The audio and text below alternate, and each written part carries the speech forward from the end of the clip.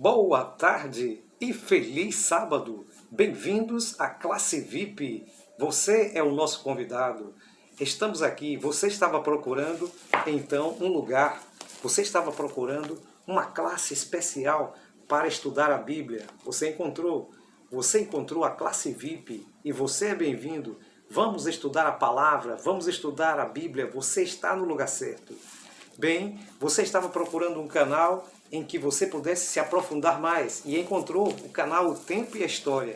Seja então muito bem-vindo. Já deixe aí o seu like se você gostar e nos ajude através então de compartilhar este vídeo. Compartilhe, também toque o sininho para receber as notificações, faça o seu comentário, que é muito bem-vindo, e não se esqueça, ore por esse ministério. Que Deus abençoe você ricamente. Estamos estudando Jesus, Cristo em Colossenses e Filipenses. Cristo em Filipenses e Colossenses.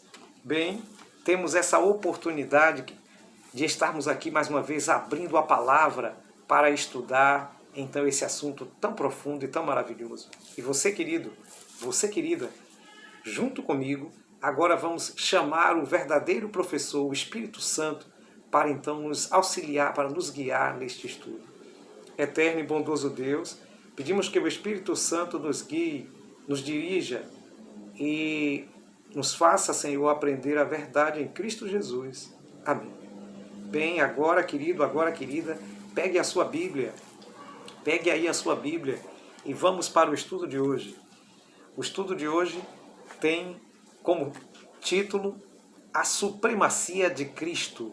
A supremacia de Cristo. Sim, Cristo, Ele é supremo, Ele é divino, Ele é maravilhoso.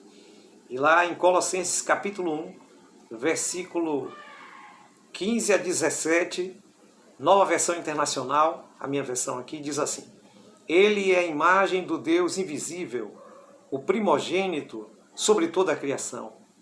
Pois, por meio dele, foram criadas todas as coisas, nos céus, na terra, visíveis e invisíveis, sejam trono, sejam soberanias, quer sejam poderes, autoridades, todas as coisas foram criadas por ele e para ele.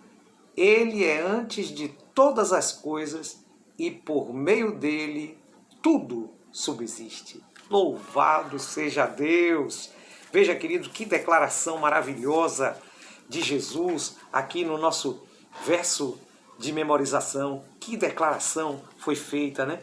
Jesus, Ele é tudo isso, querido. Estamos no caminho certo, estamos conhecendo aquele que pode resolver todos os nossos problemas. Nessa semana, nós vamos retornar para o estudo do livro de Colossenses, da carta aos Colossenses. E vamos então estar verificando algumas declarações muito profundas sobre Jesus, não só na carta aos Colossenses, mas também em outras passagens do Novo Testamento. E precisamos, querido, precisamos, querida, estar atentos para entender de fato quem é Jesus. Bem, a parte de domingo tem o subtítulo Imagem de Deus Invisível. Veja, queridos, Deus invisível, Deus nunca foi visto. E Jesus é a imagem de Deus invisível. A palavra imagem na Bíblia tem muitos sentidos. Ela pode ser a imagem de Deus, e a palavra imagem pode ser escultura, pode ser uma projeção, pode ser a imagem de um espelho. A imagem pode ter diversos sentidos. Mas, querido, a palavra imagem, quando se aplica a Jesus, tem um sentido bem diferente. Significa que ele é a expressão exata do seu ser, como diz também a carta de Paulo aos Hebreus. Jesus é aquele que, olhando para ele, a gente contempla o próprio Deus. Ele mesmo diz: quem vê a mim, vê não a mim, mas vê o Pai. Veja, queridos, isso é maravilhoso. Bem, por isso podemos saber que Jesus é um ser divino. Jesus, ele veio para mostrar a obra do Pai. Ele é a expressão exata de Deus.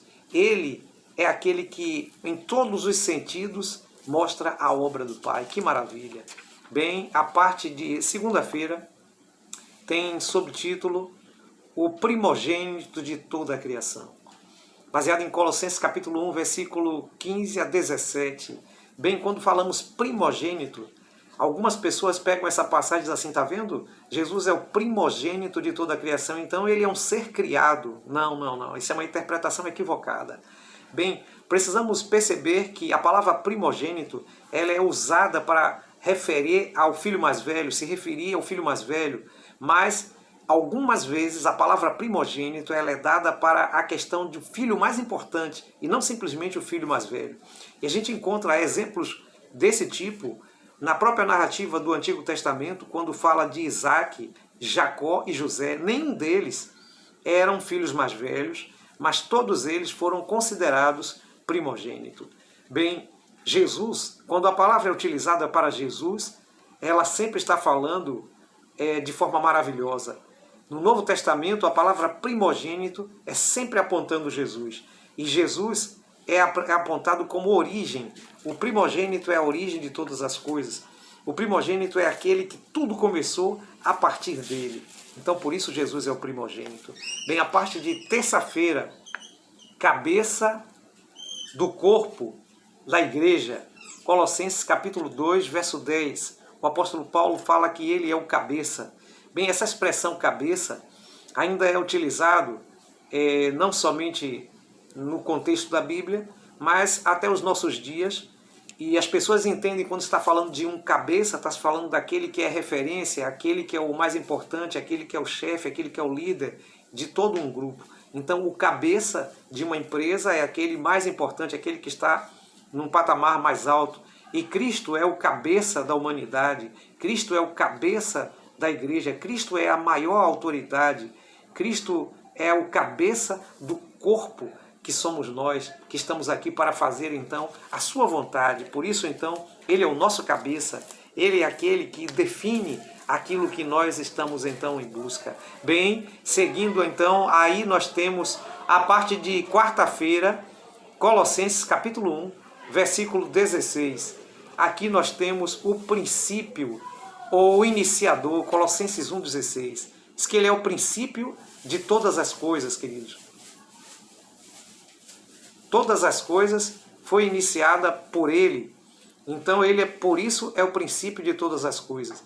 Aí nós temos, queridos, que precisamos compreender Jesus como aquele em que tudo se origina. Diz que tudo foi feito por ele, tudo foi feito por meio dele. João diz assim, nada do que foi feito se fez sem ele. Porque, queridos, ele não é uma criatura, ele é o Criador, ele é realmente o princípio de todas as coisas.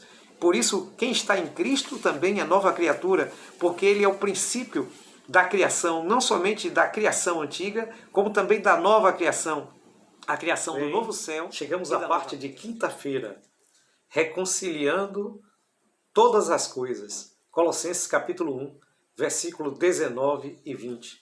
Bem, a reconciliação que Cristo fez na cruz é, de fato, o trabalho da redenção. É o plano de Deus para salvar a humanidade.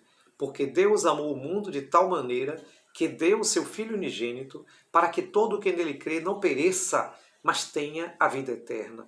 Bem, quando Cristo se entregou na cruz, ele reconciliou consigo mesmo o mundo inteiro, ele reconciliou consigo mesmo o universo, e por meio dele, e somente por ele, nós alcançamos a vida eterna. Bem, a reconciliação que Cristo faz, ela é uma reconciliação fantástica, maravilhosa. Só em Cristo Jesus podemos encontrar este tipo de reconciliação. Por isso, querido, por isso, querida, as declarações de Colossenses sobre Jesus e as declarações do Novo Testamento sobre Jesus, elas vão então ao encontro daquele que pode solucionar todos os nossos problemas. O Verbo se fez carne e habitou entre nós, e vimos a sua glória, glória como do unigênito de Deus. Deus veio para a terra revestido da carne humana para salvar a você, para salvar a mim. Que decisão você vai tomar? Você vai se colocar nas mãos de Deus? Você vai entregar o seu coração a Jesus? Se é esse seu desejo, diga amém e ore comigo. Eterno Deus, maravilhoso Pai, que a tua graça, a tua bênção seja estendida a este homem, a esta mulher, a este jovem, a esta jovem, esse senhor, essa senhora. Que o Espírito de Deus nos ajude a sermos transformados e alcançados pelo nome e poder de Jesus, em nome dele mesmo. Amém. Que Deus te abençoe, querido. O estudo que fazemos aqui não pode substituir o seu estudo pessoal, de você debruçar sobre a Bíblia e sua lição da escola sabatina. Mas é um incentivo para você. Que Deus te abençoe ricamente. Que você tenha um bom resto de sábado e uma feliz semana.